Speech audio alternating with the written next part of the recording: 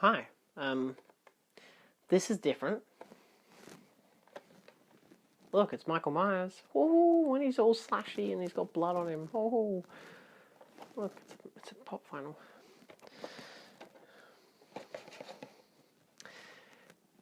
So let's talk about the Halloween films. Whew, I have a whole bunch of them. Alright, so that's my colleagues. I've already got that differently. That's mine. Okay. Alphabetical column. Here we go. Okay, I got it. Sorry. Hi. So, it's a bit of a clusterfuck, really, when you think about it. As it is, this franchise is already quite a clusterfuck. So first off, of course, we have the original Halloween, terrific film.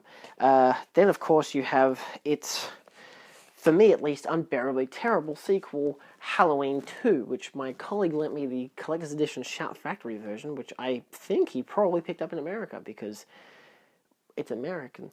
Then, of course, you have Halloween 3, which I got at JB for like $15, and I adore this film. Yeah, ripperoni, I know. Then we have 4 and 5, which haven't come in the mail yet. I'm expecting the 2-pack DVD to come in, so that'll be in the next video. Followed by the, of course, Halloween collection, which includes Halloween 6, doesn't say 6 here, The Curse of Michael Myers, Halloween H2O, and Halloween Resurrection. And then there's the Rob Zombie duo, which I don't have with me because I brought them from my colleague, but I will be basing my reviews off basing my reviews of those films based on what I remember from watching them. It wasn't too long ago, so I can at least say that's a good thing. And then we have the 4K of Halloween from 2018, which should have still been called Halloween H4O. Thank you, Dave, for that suggestion. That was a great idea for a name. Too bad they didn't do that originally. But in this video, we're only going to talk about Halloween, and Halloween 2, and Halloween 3. Why these three? Well, because... oh my god. Because the Halloween franchise is messy, especially in chronology. There's Halloween 1 and then Halloween 2, which... of course, came out in 1978 and 1980, respectively. And then you have Halloween 3, which is the anthology film, so it doesn't count in any of the chronology. So you can watch it whenever and completely separately. And I kind of prefer that because, of course, I think it is a beautiful film. And then you, of course, have Halloween 4, The Return of Michael Myers, which is a sequel to Halloween 2. And a sequel to that would be Halloween 5, The Revenge of Michael Myers. And then they completely scrap any more storyline and go with Halloween, at least to my knowledge.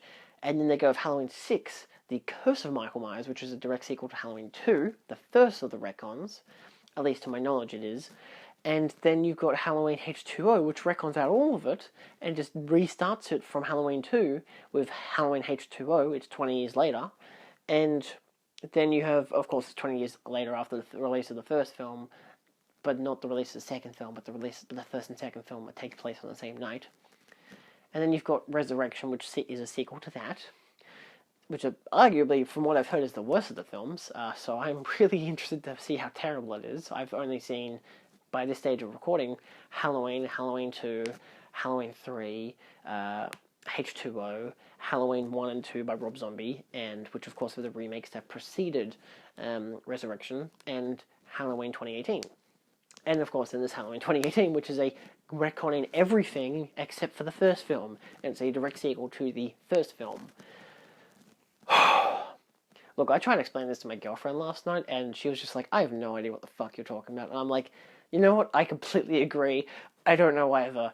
Why the hell does this franchise have so many problems with it? And I think it stems very obviously when you watch Halloween 2. They shouldn't have gone in that direction of bringing back Michael Myers. Halloween 2 could have been a great film, and to some people still is, to be fair. It's a cult classic, much like pretty much every one of the sequels. The first one, notably, a masterpiece of horror. The third one, the anthology film, known as the black sheep of the family because, of course, it doesn't have Michael Myers. It does. He's just on the TV because the movie Halloween is in this film as a film. but this film, Halloween 3, is uniquely its own thing and is incredible. It is, in my opinion, the second best Halloween film.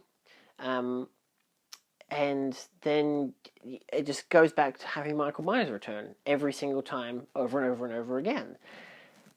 And that's its own problem. Now, that's something we're going to be facing over the next couple of videos. Now, I'm expecting this to be a 2 to 3 part video because it's going to take too long to get through all of these films in one go. But pretty much in this video, again, we're going to be talking about Halloween 1, 2, and 3, the original trilogy, and examining them as films and for what they discuss in terms of what the franchise should have done, what Michael Myers brings to the table, and I don't know, are these movies fun? We'll find out this week on the Calm and Relax Talk. The next video I'll hopefully be discussing Return of Michael Myers, Revenge of Michael Myers, and Curse of Michael Myers.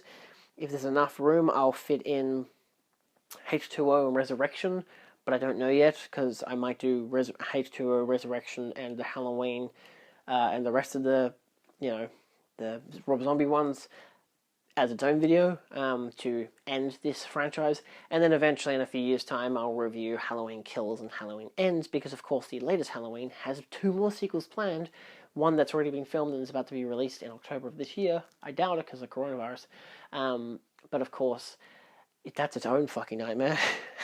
But then of course you have, Halloween, then Halloween Kills, and Halloween Ends. Don't know why they had to call this latest one Halloween. Should have called it H4O at least. Come on, give it something different. I don't like putting the name of a year next to a title of a film, which is ironic because Blade Runner 2049 is literally that exactly what I just said. But because it is takes place in that year. I don't know. It's legitimately called that. If the name that I have to say is, at least none of the Friday the 13th films have that problem. They're all Friday the 13th, part 1, 2, 3, 4, 5. Jason Lives, Jason Goes to Hell, all that kind of stuff. And again, those two are also that with Nightmare on Elm Street are 2 franchises that are just as iconic as Halloween. Yet I think they're more well regarded in comparison to Halloween, because Halloween has had so many duds of sequels. In fact, it's arguably had all of its sequels are duds. Almost all, at least. In my mind, 2 of them aren't, but the rest of them arguably are, at least critically and commercially, except for the Halloween 2018 one. So, to note that, of course, Nightmare on Elm Street and the Friday the 13th films weren't always great critical or commercial performance, but they made their money, and they did something different, at least for each film, for the most part. The Jason ones, the first one's not even Jason. The second one is, but isn't. And the third one, it's true deformed Jason, and they finally made the perfect villain for the franchise. And then, it's 3 films in before you get something really, really perfect in terms of a villain. The first one is still great, the second one is interesting, and then just dives in from there. Now, I've done my own video on that series, which you can watch in the description or at the end playlist, which will be the Come and Relax Talk, as well as the Nightmare on Elm Street franchise, which I also, because of the joy of it, I can talk about Freddy vs. Jason at the end of both of those videos. And I'm doing this in multiple parts because I recently did my Child's Play video, and that was 2 hours long, which I cut down to like an hour and 50 odd minutes or something. But the first video was its own thing of the Child's Play films, the first 3 films, and then the next video was the Chucky films from Bride of Chucky onwards. So that's just something a little different. So in this video, let's just get straight into talking about Halloween, John Carpenter's original horror classic. Oh, there you are. Sorry. Hi. Bit of a crooked day today, isn't it? So, Halloween, boom, the original classic. This is the 4K remaster, by the way. It's excellent. I mean, it's a beautiful slipcase, beautiful film. Rewatched this last night in honor of this video. It even comes with art cards, which is great, which again are just like stills from the movie. Wow, look, it's Jason, and look, it's Laurie, and it's like all these iconic moments, and I really dig that. The rest are just other characters. But this film, written and directed, I think it was co-written by, if I'm not wrong, co-written by John Carpenter and Deborah Hill, produced by them as well, and directed by John Carpenter, who also, I think they produced, the two of them produced it, but John Carpenter also did the music for it, which, look, if there's one thing that's purely iconic about this film, outside of Michael Myers, is, of course, the music, which is its own thing to get into. The music is incredible. I love the soundtrack of this film. But let's actually not balance on that because I'm going to fall over. Let's write up my review. So, as per usual, these videos, I usually write up a review for Letterboxd, and then I do something more in-depth for these videos. So in this case, I have, I pretty much list who it's directed by, I have a quote from the film, I have my initial review, which is the one I usually posted to Letterboxd, sometimes with a little bit of change, but mostly always the same, and then my more detailed review. I'm trying to cut these down for size, because it's this one in particular is such an iconic film. So, of course, Halloween from 1978 is directed by John Carpenter. My quote for the film, "Don't you think we can refer to it as him?" Good way to introduce the idea of Michael Myers. It's not a him, it's not a her, it's a thing, it's an it. It's a creature, it's not human. My initial review, I will continue to note that slashers don't scare me, but this film is still ideologically terrifying. Absolute horror perfection. Because, of course, Halloween, I don't get scared by slashers. Something I must always note during any video where I talk about horror slasher films, which sucks. I don't get scared by many horror films anymore, but I can always respect their craft for what they're trying to achieve for the most part. Okay, we'll get into the ideological stuff in my final review for this notion, but I'll just give you a brief analysis of the narrative. So it's Halloween, and Michael Myers has returned to Haddonfield to hunt and kill teenagers. Theoretically, he could be killing anyone, but you know. Laurie Strode is a teenage high schooler who babysits while her friends loudly have sex but quietly die around her. She is next. My final review, that's my summary for the narrative. There's not much else to it. Michael Myers stalks some people and he kills some people and then he goes after Laurie. Is it on purpose? Is it by design? Arguably, yes, because he's stalking her throughout the whole entire film, pretty much. Once he sees her come up to pretty much his doorstep, he's like, she's next. I'm going to kill her. But then it takes him till the end of the movie to even attempt that, pretty much. Which I kind of like, you know. You get all this setup and discussion of, like, all these other people, like Laurie hanging out with all of her friends and relating to all these different people, and you get to know the characters to some degree at least. You know, they're teenagers, they're horny, they don't like doing schoolwork except for Laurie. You know, it's Halloween night, the kids want to go out and do trick-or-treating and make pumpkins and watch scary movies and scare each other. And it's just traditional, you know, Americana. It's suburbia, and then suddenly there's this guy in a mask with a knife stalking Laurie, and it's during the daytime, and it's terrifying. Just the idea of it, of a guy just stalking you during the daytime, again, very new to the horror genre by this stage, even the slasher genre, which I only recently, pretty much, technically it started with 1960s Psycho, but had come into fruition by this film, with the help of course, Black Christmas. And so, that was, I think, 1974? It was a few years earlier. And so Halloween was something completely different, because of course the first half is set during the day. How can you make the day scary? Daytime isn't scary, what are you talking about? You know, and it's like big open neighborhoods, but still this one guy is just creeping around and stalking people. And that's what makes it scary. And then of course the second half of the film, it's now nighttime. You know, this is a 90-minute long film, and people are going to get stabbed and killed because all the teenagers are going to line up to have sex, and then Michael's just going to come around and fucking kill them. And it's not brutal, it's slow and it's tense and it's perfectly executed. And there's not blood, there's no gore, it's simply stab once, you're dead, and that's, or you get strangled or whatever. And it just shows that Michael's pure, inhumane strength is just unbeatable by pretty much anyone. Even, spoilers, which of course we're going to get into because we're going to talk about the whole entire franchise, the fact that Loomis shoots him 6 times. Dr. Loomis is, of course, played by Donald Pleasance? Donald Pleasance, there you go. He's Michael Myers' doctor. He's, and, you know, psychiatrist, whatever, and he, you know, Michael Myers escapes. And so Donald Pleasence chases him down and shoots him 6 times in the chest, and he still doesn't die. So my final review for this film is this is horror perfection.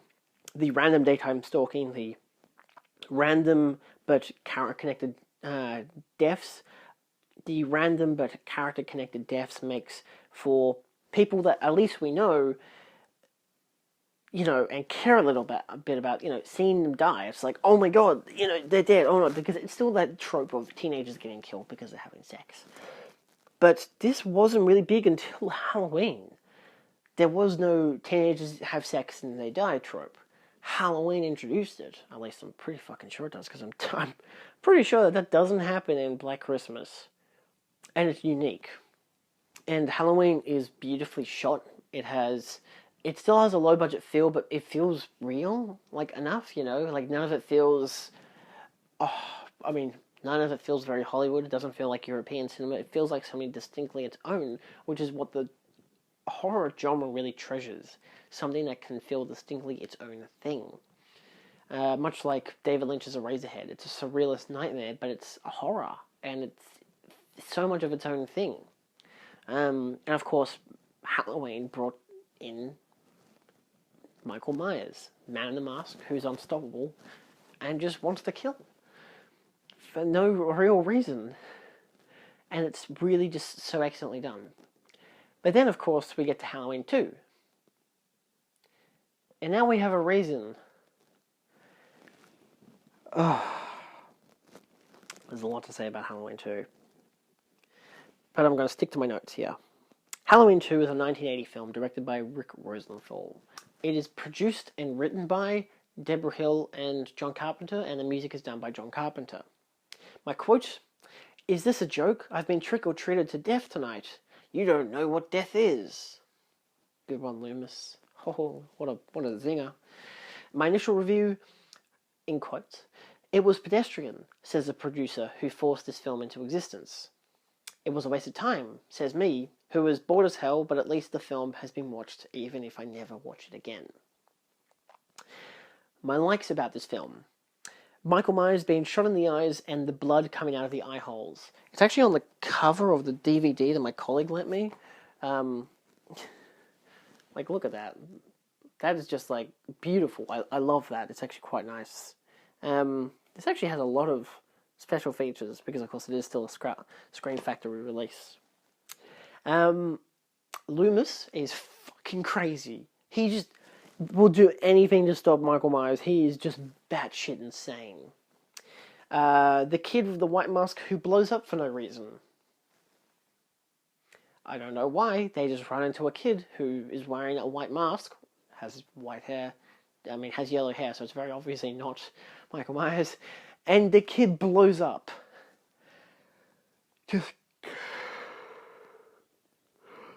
Well, not exactly the kid does, but the police car rams into the kid that rams into a truck or a van, and the van explodes, and so the kid bursts on fire.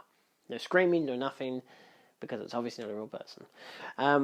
What else do I like about this film? Pretty much nothing else, which sucks. I was really looking forward to this film because I'd heard that it was the direct continuation idea seems like a great idea, as well as there's blood and gore, which is, blood at least, which is an interesting thing because they didn't have that in the first film. Now, of course, the first time you see blood in this film is when Loomis runs downstairs to the front of the house, which is weird because Michael Myers fell off the back of the house. I wonder why he fell off the front of the house in this sequel. I wonder if that's a problem or not. And there's just this patch where Michael was on the ground, and he puts his fingers in the grass, and there's blood. So it's reminds me of that classic, iconic quote. I can't remember which bodybuilder said it, but I think it goes, "If it bleeds, we can kill it." So, presents this idea that, though Michael Myers got shot 6 times in the chest, and even Loomis says, "I shot him in the heart." It's how the fuck did you know that you shot him in the heart? It's a dark house, and you shot him 6 times directly. Yes. And then he fell out a window to the ground, and still gets up and walks away, and is apparently bleeding now. And that's the thing. The first thing you notice in the film is, outside of the continuity error, is that there's blood.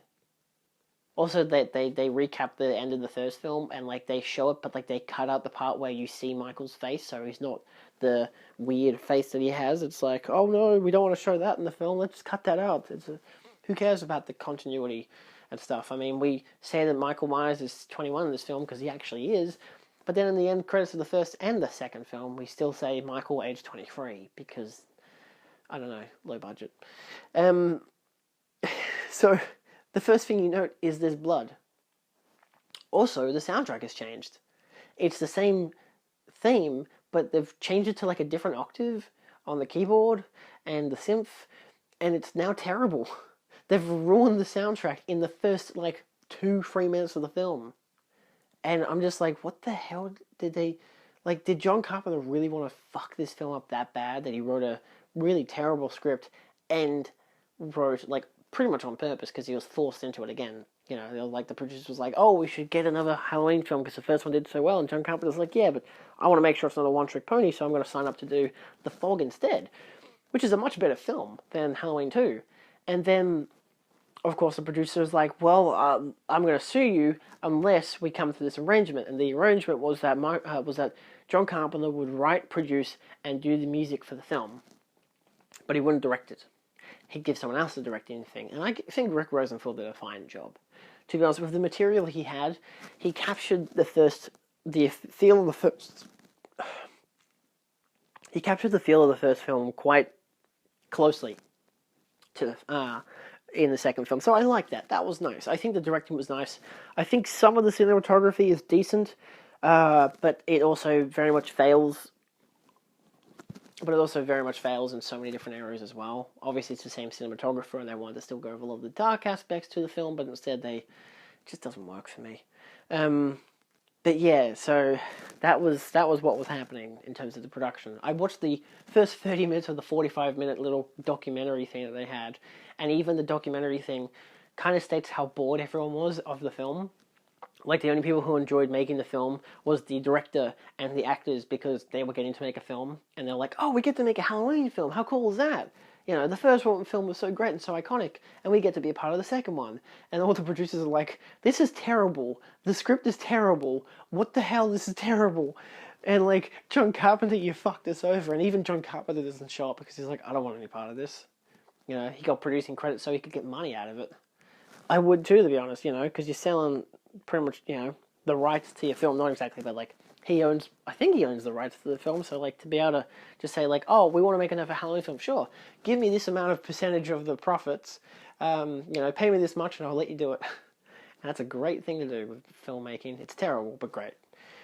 So my dislikes, mostly everything. My specifics, Jamie Lee Curtis's wig, because of course she had a haircut by this stage and they put a wig on her. It's very noticeable. Sometimes it blends in, but at the same time, it's still very noticeable, especially if you go from the first film to the second film, which I did. And then you've got the soundtrack. The long synth notes just don't work and hurt my ears. It got to the point during the end of the film where, well, within the last half an hour, again, 90 minutes, it feels like it goes for 3 hours, and the long, like, it had audio problems, which I already note, the quiet dialogue and terribly loud music. The music was such loud, droning noises, same as the explosive sound effects, and you couldn't hear half of the dialogue, so I had to turn up the volume really loud so I could hear the dialogue. And even my dad came in during one of the sim sounds. I'm like, you know, while the music was playing, and I'm like, it is too loud, isn't it? You know, because I'm just like, to myself thinking, it's way too loud. And then he comes in, because obviously it's too loud, and he's going to complain about it. I'm like, it's too loud, isn't it? Because he's trying to watch the show on the other side of the door. And he's just like, yeah. So I turned it down because it was just too loud. And it was just annoying me. And of course it was annoying him. God knows who else is annoyed in the household. But it was annoying and loud and annoying and terrible. It was a bad soundtrack. Sorry, but it was. My next note. The characters. I don't know them. I don't care about them. They get killed off and I don't care. You know, the first film, the kills weren't random. They felt random, but they didn't really feel random because you knew all the characters, at least to some degree. Maybe there was the boyfriend or really just the boyfriends that came in that you didn't actually know, but at the same time, you knew enough about them because the girls talked about them enough, and then when they finally showed up, you knew who they were. You knew the kind of people that they were, and then they get killed off, and you're like, oh shit, these guys are getting killed. I mean, yay, cool, wow, people are getting killed, but also, shit, damn, they're getting killed, that's scary and all that stuff, you know? You got your mixed tropes about it. And that was the joy of the first film. Second film, look, a security guard's dead. Cool, did he deserve it? Do we care about his character? I don't think so. We don't have much setup for it. They try to, they force it, but it's not going to happen. And then all the nurses and stuff who die, and like some of them die off screen. It's just, oh, and then the bathing scene, which is just so long and unnecessary. Even the whole security guard scene. We've gotten half an hour throughout the film where nothing's happened. It's just been recapping the previous film, but also, you know, what happened directly after it, which is stuff that I didn't care about. You know, oh look, the cops are there. The only interesting thing is when the cop finds out his daughter's dead. That's it. That's the only interesting thing in the first half an hour of the film. Laurie's in hospital, Loomis is still going mad, and then the kid blows up. So, okay, there's two good things in the first half an hour, but I don't know if that was in the first half an hour. Pretty sure it was. No, it was in the first half an hour. It was before the cop finds out about his daughter. So yeah, I know this is just a slasher film, so people are just getting stabbed and killed and whatever. In different creative ways. I like that, you know, the scalpel and all that, the rope and... You know, it shows that Michael Myers doesn't just need a knife to kill people, but he's come from the iconic... He did strangle one person in the first film, but for the most part, in the second film, he has a knife the whole time. So it kind of just subtracts away from the character for what his iconic weapon is, you know. I mean, I know Jason has a machete, but then he also has other things, but he's iconically known for his machete. You know, Freddy Krueger has knives, but even in, like, when he's in dreams, sometimes he'll use other things to kill people. You know, like the little needle things he has, or magic, or whatever the film wants. And my last note, Laurie is Michael's sister. I don't really care about this notion, about this aspect. It's important for the rest of the franchise, because then it makes this whole thing of, oh, you know, Laurie visited Michael once when he was still in prison, you know, in the psych ward, but Laurie kind of buried it in the memory because she was a kid and she didn't actually know him or didn't know what the hell was going on. So obviously it gives Michael the idea of, oh, I'll wait till the 15-year mark and break out and then I'll kill my sister. And that just makes the whole first film kind of degraded. Like, instead of this random thing of just this girl walks up to the doorstep of the Myers house and Michael Myers just happens to be there and suddenly he's stalking her for the rest of the film.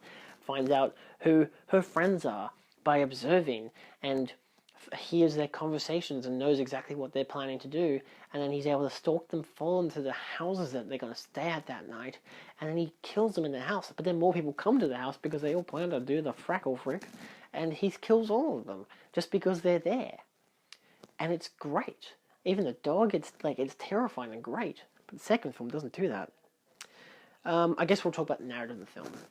So, it's an immediate continuation, which isn't bad. It's a nice idea. But it's, again, boring for the first 30 minutes. Because it's just touching on stuff we already know for the sake of the characters. But again, arguably for the sake of the audience, because I haven't seen the film for the past 2 years. So, there's obviously that aspect. But if you go for the back-to-back quality, it doesn't really work as well. It's kind of... Oh, so that's what happened. Oh, so that's what happened. Oh, so that's what happened. Oh, now the movie's actually starting? What the hell's going on, you know? Half an hour in, you're bored as hell, and now the movie starts, and then it's slow and dreary, and it's like, it doesn't work with the pacing and the tone, you know? You've gone through everyone finding this grief of all these teenagers that have been murdered by a psychopath, and they're all like, oh no, but and Michael Myers is still killing some people, but for the most part, not often. Sometimes you'll jump to Loomis, sometimes you'll jump to Laurie, sometimes you'll jump to Michael. Mostly you'll jump into the side characters, because who cares about the main three, I guess. The start of the hospital stuff where, you know, randoms are killed off it's their creative avenue for kills, but it's not very interesting. Then, of course, Michael finds Laurie at the hospital as she tries to escape, and he chases her until Loomis arrives to kill, shoot, blow up, and burn Michael to death. This should have been the end of Michael Myers. I will note for the record, I of course gave Halloween 5 stars. I think it is a tremendous film. Halloween 2, on the other hand, I gave 2.5 stars. It's not my cup of tea. It just was bland and uninspired. It felt kind of forced. And I'm just keen to watch Halloween 3, so let's jump into that.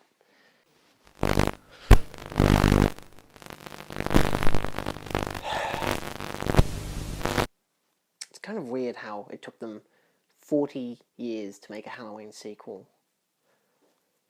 It's weird. You know, the first one was so popular and made so much money in its first run.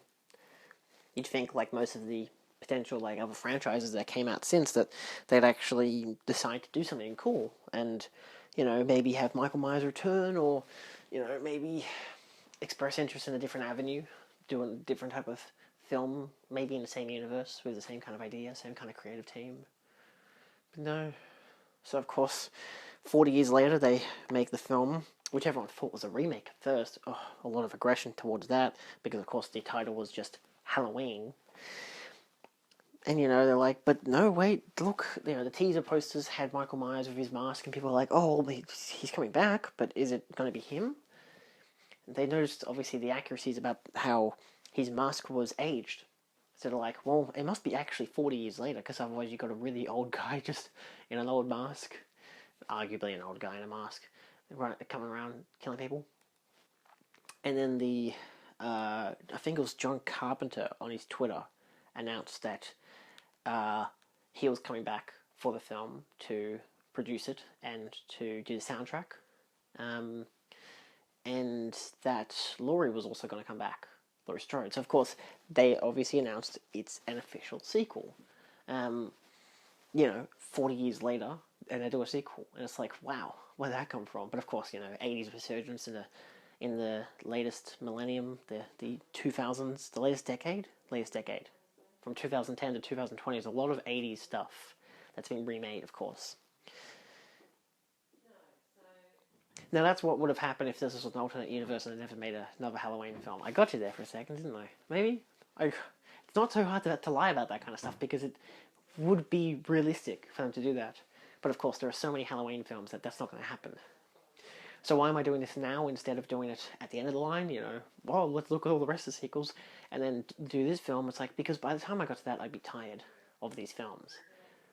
And I don't want to be tired of the films when this one is a direct sequel to the first one. So, of course, my avenue is look at Halloween 2, and look at Halloween 2018, which should be called Halloween 2 or H40. It shouldn't be called Halloween. It's a dumb idea. But they did it anyway. And so this film, of course, takes place 40 years later. Skims, like, completely retcons out every other film that's ever come out. Except that it adopts features from the first two films anyway. So it's good to watch them back to back. The first one, and you could either go Halloween and Halloween. Halloween 2, and then Halloween 2018. Especially if you really like Halloween 2. So let's dig into it. Oh my god, I wrote a bit. Okay, so Halloween 2018 is directed by David Gordon Green. My quote, there's a reason we're supposed to be afraid of this night. I like that night. You know, it's just this whole idea of, like, Halloween's still meant to be a scary night. They're still enforcing that idea.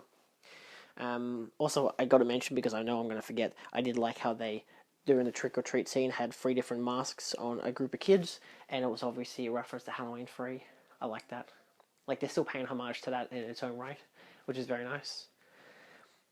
My initial review, best watched back to back with Halloween from 1978 and Halloween 2 from 1980, because it nicely reflects the original whilst taking elements of the second film and reutilizing them in a better constructed manner, because Halloween 2 sucks. Again, that's just my opinion that Halloween 2 sucks. Even my colleague really likes Halloween 2. A lot of people don't like Halloween 2. No, a lot of people like Halloween 2. I don't. I might end up watching it in a year or two and reevaluating it, maybe. Almost ironically, in the same day as I'm filming this, I also filmed a video about rewatching films and reevaluating them to appreciate them, so there's that aspect. Check out that video sometime soon, maybe. But yeah. So let's look at the narrative.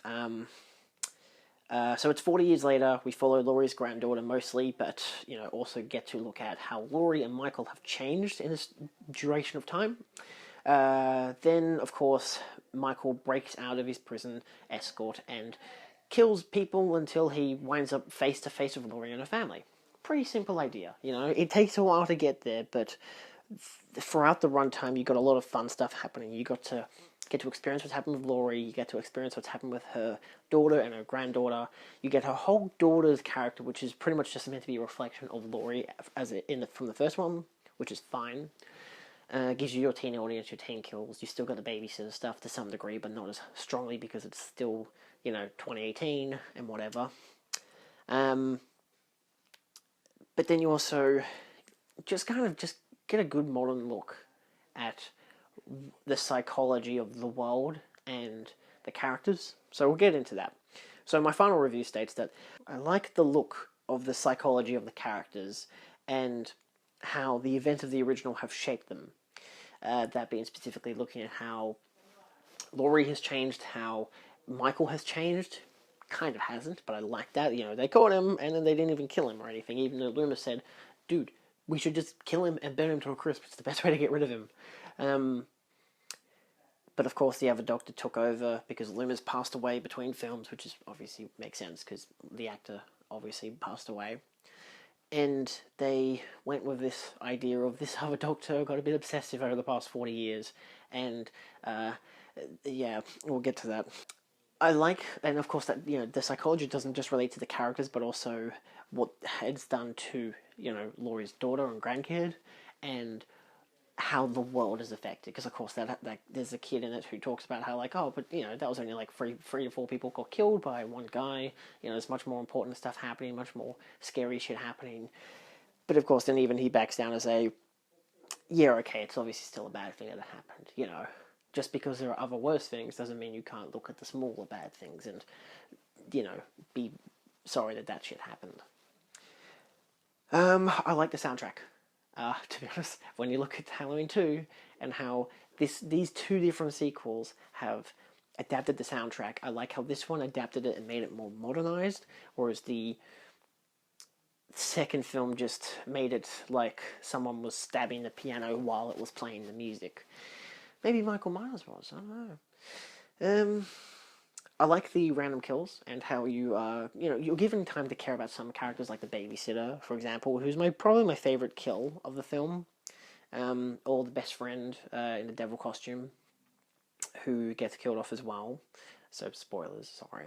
But I also like how they have these random kills of random people, like when that one take when Michael walks around while the kids are doing trick-or-treating and he goes into one house, he kills one woman off camera, and then you see the aftermath. And then he walks around to stalks this other woman looking for a front window, and you just stare for that one shot of him coming through the back and stabbing her through the throat. And the thing with these kills, especially, I think, what's the next one? No, I'm trying to remember okay, so maybe it was just the babysitter who was the next one. But the idea that all these people are dying because he's just killing them for no reason. But then you also, like, the first person, just a random person, and you hear them getting butchered off screen. It's scary because he just walks through their back door. But then the next one, it's scarier because, and you can kind of relate more to the character. Oh, that one, the first woman has a baby. That's what made it even more terrifying because after it, you see the baby in the crib, and he walks past the baby, and you're like, obviously he doesn't go to kill the baby, but you're like, oh shit, he just killed someone who has a kid. And that's probably already going to be a guaranteed thing and reinforces the idea that everyone here is in modern-day suburbia. They all probably have kids who are trick-or-treating. Maybe it wasn't the woman's kid, but her grandkid, and she's taking care of it. So, still, that's a loss that makes you empathize with the character who just died. And then the next character who dies, again, gets stabbed through the throat, but she was just on the phone to a friend who says, dude, lock up your place. Some creep is walking around killing people. There's people who have, broken out of this thing or whatever, and just, they pretty much know that Michael Myers is walking around, so she's like, shit, okay, I'm going to look out the front window, make sure there's no one there, and lock everything up. Instead, she doesn't lock up the back door first, because Michael walks around and kills her. The next element, of course, is the babysitter. And I like how they have that kind of as a homage to the original, but also showing how modern times have changed still. And then this is still relevant to the plot, because these are characters that are meant to interact with Laurie's grandkid, who I don't know the hell the name of, which also I don't know the name of her daughter, because, yeah, I think it's one of them's called Elizabeth, maybe? I don't know. Maybe I'm just Pirates of the Caribbean is in my mind. I don't know. But of course you got this kind of, you got this kind of look of, instead of them, it's kind of, an evaluation of the first film, and they do a lot of this thing where they are kind of revaluing the time period. So like how Laurie's grandkid, gets chased by Michael when she runs and knocks on someone's house, and they actually let her in, and then they call the cops. They help her instead of like the first film where people were screaming at people's doors and whatever, say help me, and they just thought it was a prank, so they locked their doors. But of course, you have the black kid just being like, he's like, I'm scared of the boogeyman and whatever, and I think he's in my room because he may or may not have seen Michael in his room. And of course, you have again another homage to the original, where not just the fact that he's in a closet, but the fact that you had all the hanging clothes outside, so you kind of think through visuals that he's probably there. And of course, he is, and he kills the babysitter, and the black kid's like, I'm getting the hell out of here. We don't see what happens to him, but I mean, it's assumed that he calls the cops and gets the fuck out of there. Also, the guy, her boyfriend, who just goes, he's like, I'll grab a knife and I'll go and help her. And then we don't see what happens to him until we find out that he's been hung on a wall with a knife. Again, a reference to the first film. But also still just fun. Like, it's a fun aftermath kill that you don't see what happens, but you can assume he just grabbed him and stabbed him, and that's all you need. You just know that it's pretty much a reference straight off to the first film. This film nicely showcases how we as a culture have evolved, and our perception of violence has evolved. Again, what that kid was saying earlier, the same kid who just got stabbed and hung against a wall. Yet, of course, it still reinforces the horror of suburban killing. It would have been an interesting twist if Michael never actually interacted or came across Laurie, but that probably wouldn't have sat well with fans. Probably people would have been like, well, they're setting up all this stuff, and then they just don't even pay it off. What the hell? What the hell's the point of that? They don't even come across each other, and you just kind of like, as if they just like drive past each other without even realizing how to deal. But no, they of course have to reinforce that they're still some kind of fated to connect with each other. So seeing how Laurie hunts Michael when he escapes, then retreats with her family because she's like, this guy's out here, he's going to kill people, I have to get my family to safety, but they're still looking for the granddaughter. And then when the granddaughter is found by the cop from the first film and Michael's doctor, and then Michael's doctor just reveals he's actually a bad guy, which is a pretty predictable twist. You kind of see it coming, but I guess they had to do something different because obviously that never happened with Loomis. And of course, then this doctor brings the granddaughter and Michael to to Laurie. But I don't even know. I'm pretty sure he knew where Laurie lived, potentially. I don't know. It seems that they may have just been driving around down that road, and it just happened to be then when Michael woke up and killed them, and that kind of stuff. But it's hard to say. But I feel like it was definitely intentional for him to, because that's what the doctor wanted. He wanted to see what happens when Michael and Laurie interact and see if anything actually happens. So he's all doing this out of his own greed. So of course Michael is inevitably brought to Laurie. He doesn't find Laurie. He doesn't hunt for Laurie. He's just brought to her without any will or choice of it, and it just becomes a face-off. It's a fated face-off 40 years down the track, which is interesting. There's, of course, references visually and sometimes in dialogue, like when Laurie's granddaughter's in class and they're talking about fate. It's the exact same conversation from the first film, and she sees her grandmother outside, but instead of it being like, oh, she's there and then she vanishes, whoa, spooky, it's like, no, they actually have a confrontation. They talk about it and whatever. They talk about their relationship, which is good. I like how they actually enforce their relationship. Instead of Laurie becoming Michael Myers and becoming distant, this film reappropriates the aspect of, instead of them becoming distant, like how Michael was distant to everyone and kills them, Laurie isn't. She may have a distant connection to her family, but they're still connected. And of course, inevitably, their connection is through complete and utter survival. Of course, this film has some fanfare, and can get distracting at time, but I think they reutilize it nicely within the context. Again, like that scene with her in class, they reutilize it. They emphasize the aspect and theme of fate, and how it was just like in the first film, but they reappropriate it to connect her with Laurie more, not just through the visual symbolism, but also through the fact that they actually confront each other and talk. So most of those things that are all references to the first film are recontextualized for the setting that it's in, which I don't mind. I think it's quite fun, especially when you've just watched the first film, because it doesn't feel like a tiresome trope. It just feels like something that's just there. Like, she's in class and they're talking about something. Maybe it's the fact that they're talking about something that was talked about 40 years ago. Yeah, sure, that happens. You know, it's probably a literary discussion of some kind. So it's appropriate.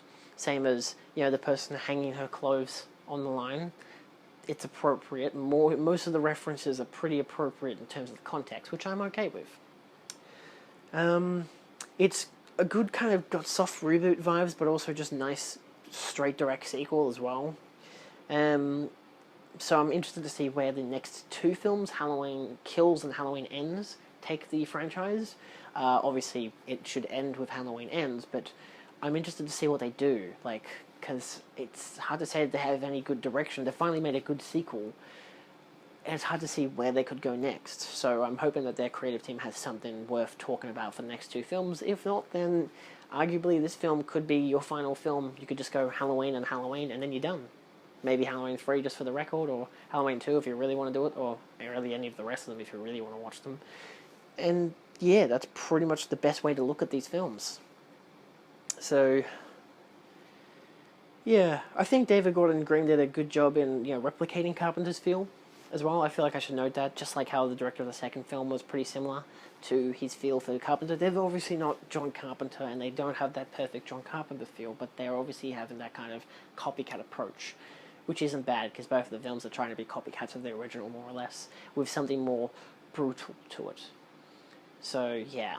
Obviously, this film, Halloween 2, takes a lot of... Sorry, Halloween 2018 takes a lot of elements from Halloween 2 as well, like the fire burning Michael to death, and all these other things about the kills and stuff, you know, adding the blood and gore and stuff, but they're not being too over the top of it, like the second film actually was. It's like, let's take the first film, combine it with the second film, make it a 40 years later cutting out the second film, and just reutilize aspects and elements and narrative choices that doesn't seem too predictable, but also seems unique enough. But also homage-y enough, you know, because you gotta have homage if you're making a sequel. Not really. I mean, Blade Runner 2049 didn't have that many, or many at all, homages. Their only real homage to the original was outside of the world, was the narrative points from the original, which, again, is just slightly a part of this mystery in the second film. So, and the context is, it's all appropriate towards the context. So, yeah. Anyway, my possible criticism could be the obvious callbacks to the original, but again, personally, I don't mind them. However, there is the higher budget look, which is arguably a concern, but I like it. I like how it modernizes the film. It grounds it in a more modern reality rather than overly distinct, oh, we're going to completely remake the look and shot of the original, but they're also not going for that, which I like. I like how they're not going for this overly 80s look either, because it's 2018. You don't need an overly 80s look. The most 80s you get is the soundtrack, but at the same time, that also works because it's the Halloween theme in the soundtrack, so it works. Or at least I think it's appropriate. So, yeah. This obviously isn't a remake of the original, which I like. It's not a remake of 1 or 2, it combines them with elements of each other, but makes something new out of it, which I think is a good idea. Also, my first viewing, I wasn't a fan of the podcasters, I don't think many people were, but this time around I kind of reappreciated them because they actually, you know, discuss the narrative of the first film so they can reintroduce it to new audiences and build up the lore and the history and the horror. And of course, their deaths is just an indication of just kind of how random Michael's kills are. He could have, like, of course, on purpose decided to kill them, but he always on purpose decides to kill people more or less. Whether it's just, you're there, so I'm going to kill you, or these people have my mask and have something that belongs to me and they tease me with it, I'm going to get payback by killing them. So, you know, it depends on how you look at it. So, of course, it's just good exposition, and I like how it evolves the original into this new context, and how people, even in the film, have reevaluated the events of the first film, whether through trauma or through historical fact. And, of course, you know, yeah, I gave this film 4 stars. I really liked it. If you like the original, I think you'll like this one too. Depends on how you think of remakes and homages and sequels and stuff, but at the same time, that's how it goes. So let's talk about Halloween 3 now. Like, let's actually talk about Halloween 3 now. It's time, kids, to talk about the one and the only Halloween 3, Season of the Witch. Great Blu-ray, by the way. This is actually the Shout Factory release, which I had no idea, so I never put it in my video because it doesn't say Shout Factory on the side. It's only when you watch it, which I'd only watched the one time, like, in 2017, before I even knew what the fuck Shout Factory was. Yeah, I found this, again, it's even, like, American cover and everything, but it's the Australian release with Via Vision and Madman, which is nice. It actually looks pretty decent too, so, you know, it's not any fantastical remaster, but it actually looks, it doesn't have any dirt or scratches, it looks pretty bloody crisp. And it has all the special features, which is really nice. This film, which I found at my local JB Hi-Fi, which even advertises Halloween 2. You can't see it there, so sorry about that. And even Army of Darkness, the Screwhead edition. And Piranha, I believe the original. Anyway, found this for like $15 at JB Hi-Fi, which is kind of miraculous. I mean, you can still find it pretty cheap these days at for Shout Factory releases. It's like $20 odd on eBay or whatever, Australian dollars at least. God knows what import taxes are like, and the fact that those versions are probably region A. Anyway, it could be all regions depending. I don't know if I mean, to be fair, my colleague Dave, who lent me Halloween 2, which is also the Shout Factory version, but on DVD, that's region 1, so it's definitely the American region. But let's talk about Halloween 3, Season of the Witch, the black sheep of the family. So, note originally, I noted that I said that Halloween 2 was a 1980 release, but it's actually from 1981. I'm sorry about that. I think I've even said it in my Letterboxd review, but to be fair, I'm gonna leave it there, because I don't care. Halloween 3, Season of the Witch was released in 1982. It is directed and written, even though it's not completely written, by Tommy Lee Wallace. Yes, I watched the little making of video called Standalone that they had. It was a 30-minute little featurette on this Blu-ray, which literally starts with, like, one of the executive producers. Does it even say his name here? It might have been Owen Yablans. No, it couldn't have been. Really, was it? It might have been. Okay, I was right. I believe it's the right guy. He's on, like, all of the featurettes for Shout Factory, talking about the films, which is interesting, because he's the one who I quoted in my Halloween 2 review, saying that, like, the script for Halloween 2 was, like, very kind of crap. Very pedestrian, I think that's what he said. He said it was a pedestrian script. And he literally opens the little featurette saying that Halloween 3 shouldn't have been made. He thinks it was fucking terrible. But, like, he's not looking at it as a film from, like, a viewer watching a film perspective. He's looking at it from a money-making perspective and how it tanked, arguably. And just the fact that he's like, I made no money out of this because we didn't have Michael Myers, and people got pissed off about that. So yes, we'll get into that stuff. My quote for this film is, honey, don't get too close, you'll ruin your eyes. It's funny because it's the part where he's watching the TV and his brain's about to melt and turn into snakes. Anyway, my initial review, it's witchcraft, baby. My notes, Dan O'Herlihy? Oh, no, Dan O'Herlihy. O'Hurley? Dan O'Hurley. I think it's Dan O'Hurley as... So, my notes. Dan O'Hurley as Cochrane is amazing. He is fucking stupendous in the role and is, like, terrifying, beautifully Irish. I just loved it. His performance was terrific. The Silver Shamrock jingle theme song is nightmarishly catchy, and I can't believe they made it so easily. Again, it's all detailed in the behind-the-scenes stuff. The cinematography and practical effects are very amazing and stylish. I very much love the look of this film. It's still Dean Cundy, who I'm very sure did the second one. But of course, he did the first one. He did, I believe, The Fog and The Thing, as in this movie. So that's fun because he's a great cinematographer. the way the masks kill their victims is so unique and perfectly horrifying. Of course, if you've watched this film, you know exactly what I mean. And yeah, you know it's fucking horrifying. I love the soundtrack of this film. It's, again, similar in style to the first film, but takes a different direction and is very unique and by itself, and I love that. The ending is also iconic and won't ruin... The ending of... and the soundtrack is also very kind of similar to The Thing, because even they noted how they were doing the soundtrack for this film. John Carpenter and Alan Howarth or whatever did the soundtrack, and they were saying how Howarth, how they were able to get the kind of keyboard synth stuff to... They got a similar sound throughout Halloween and The Thing and merged it into this film, so that's very fun. And of course, the ending is iconic, and I won't ruin it if you haven't seen it. I think it's brilliant, so we'll get there. Narrative-wise, in this mystery thriller, we follow a doctor and the daughter of a now deceased man in their endeavour to find out why he died and how it relates to Silver Shamrock. Also, maybe Stonehenge? Question mark. Of course, I've got to talk about the reception of this film. I don't think there's much for me to add, personally. The initial reviews would kind of make sense given, it was a sequel to a popular horror franchise, so it's like Halloween 3, you expect Jamie Lee Curtis to return, you expect Michael Myers. You got none of that. It was a completely different thing, and that movie in itself is a movie set in this universe that's going to play on Halloween night, which was like a fun reference to the first film, and that was it, and I love that.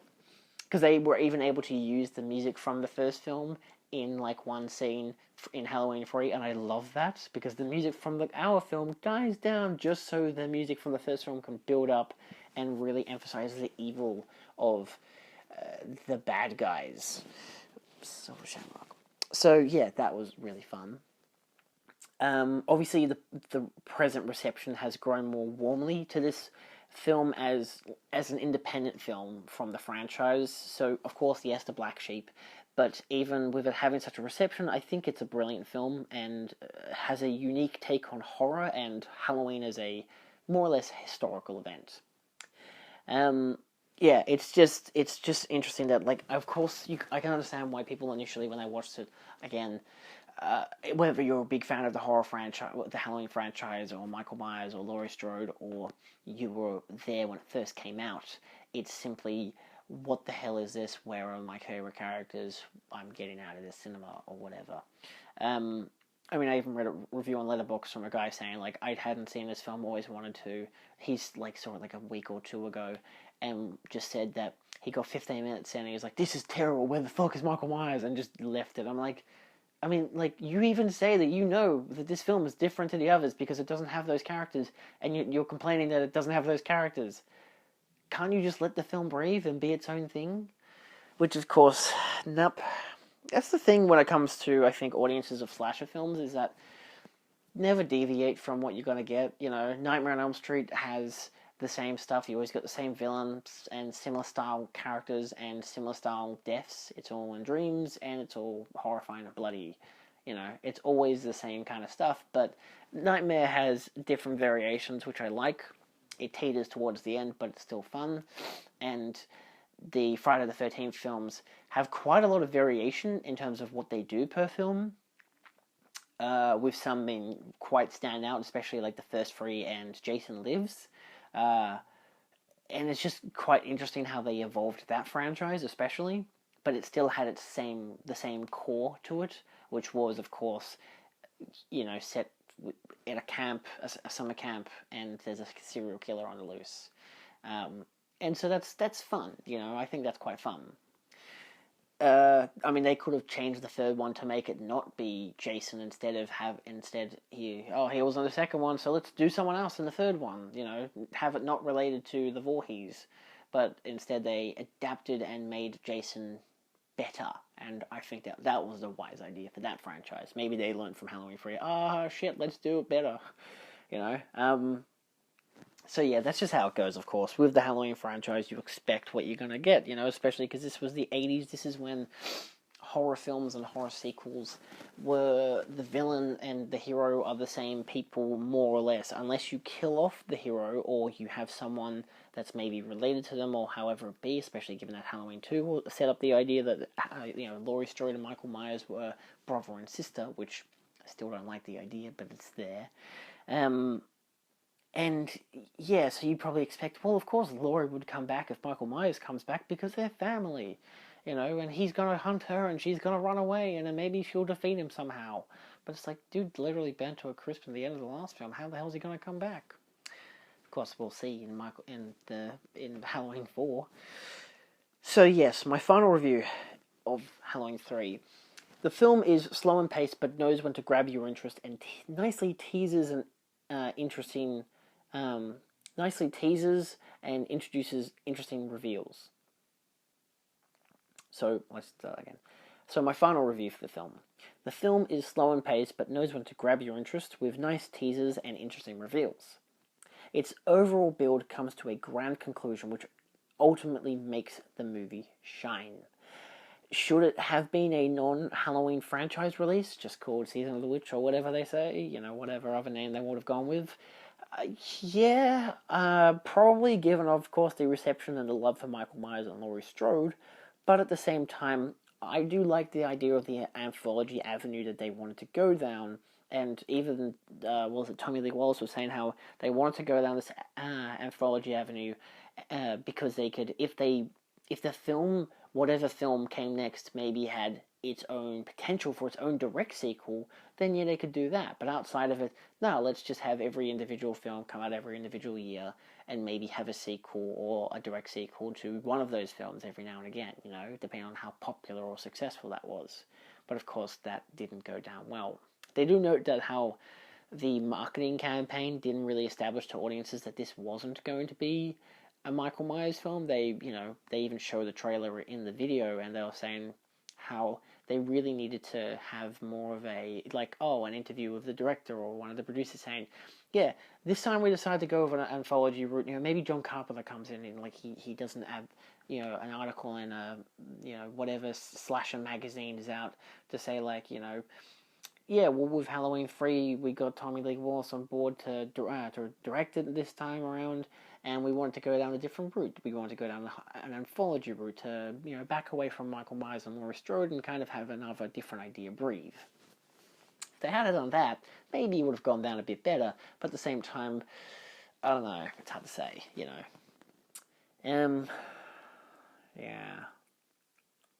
Also, what else could they have really done with Michael Myers? I mean, in the second film at the end, they burned him to a crisp, but at the same time, I guess, you could always bring him back somehow. Hell, the Chucky films blew him up and shit like that, and melted him, and still he came back. So, I don't know. Slasher films always come up with new ideas for the reasons why their villains should come back. Jason, the Friday films did it. Nightmare on Elm Street did it. So I guess Halloween could do it as well, Yeah.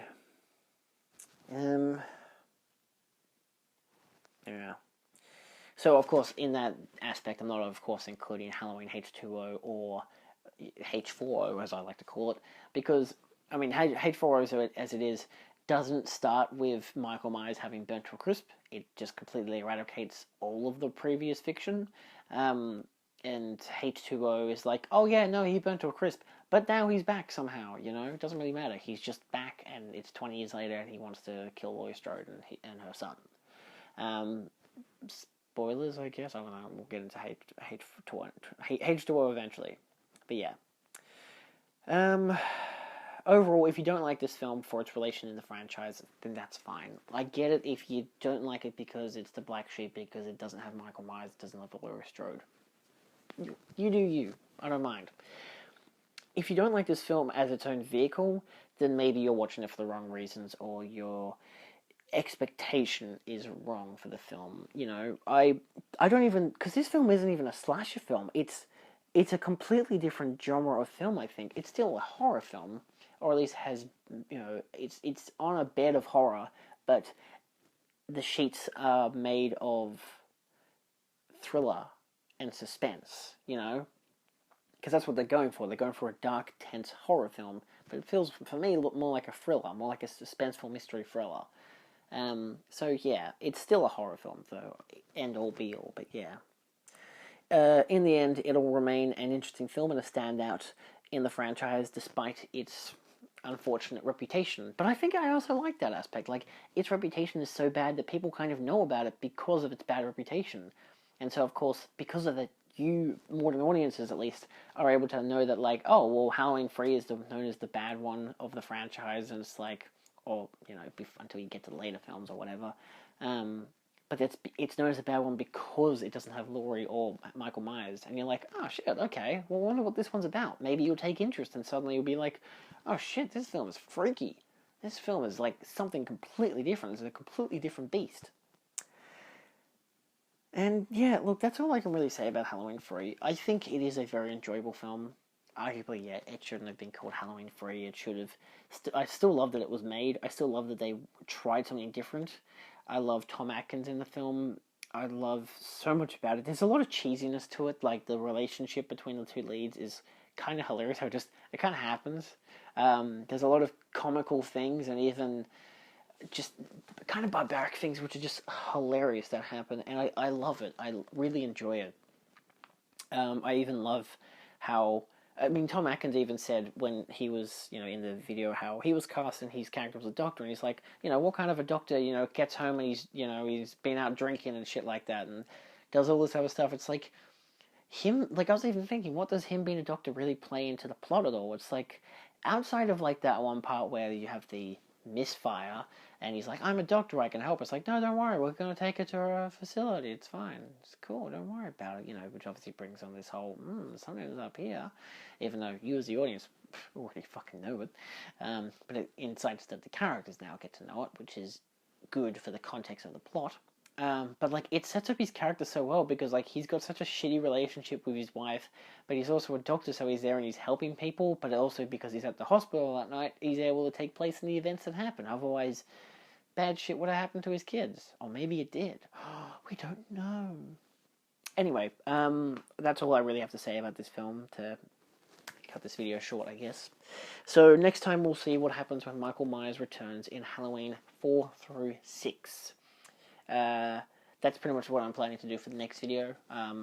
My follow-up to this, the next Come and Relax talk, will be about Halloween 4 through 6, which I'm still waiting for 4 and 5 to come in the mail, so yay. I have 6, though, and 7 and 8, I think, yeah. 4, 5, I got 6, 7, yeah, okay, cool, whatever. H2O, and its sequel, plus the Rob Zombie films will be the final video that I do. That'll be more or less tackling the idea of the franchise remaking itself and trying to revitalize itself. Yeah, so that's what's going to happen there. So, of course, we'll see you then. If you like this video, or if you enjoyed this video, feel free to like, share, and subscribe for more. You can check out my playlist somewhere up here with other videos I've done for the Come and Relax talk, whether they be Friday the 13th, Nightmare on Elm Street, the Alien films. I didn't do Die Hard. I've done Fast and Furious. I've done quite a number. Yeah, I did recently the Child's Play films / the Chucky films. So yeah, there's all that. And of course, till next time, remember, happy Halloween. I fucking shut up. I know it's not Halloween, but I can dream, bitch. Jesus Christ. God. Just enjoy it, alright? I don't know. Well, the guy says Happy Halloween in the film. It's just creepy, alright? Fuck. I'm actually enjoying this watch so far, but I'm more than certain that the next films really all watching 4, 5, 6, 7, and 8 is gonna fucking kill me. Oh my god! I mean, Halloween 2 was a pain to watch. It's gonna be interesting to see what the hell the rest of them are like. And to be honest, I do go into these with an open mind. I had watched 1, 3, and H4O before, but, you know, I like to be able to watch them and to reappreciate them for what they are, and to understand and evaluate new aspects to them. But yeah, Halloween 2 just wasn't my thing, and I'm scared that 4, 5, 6, 7, 8 aren't, even though I have seen H2O and I thought it was pretty okay. Nothing fanciful, but okay. So yeah, this is going to be an interesting franchise to tackle for that matter, because I'm probably going to be pretty brutally honest in my reviews for how much I might hate these films. So yeah, stay tuned for that. Bye.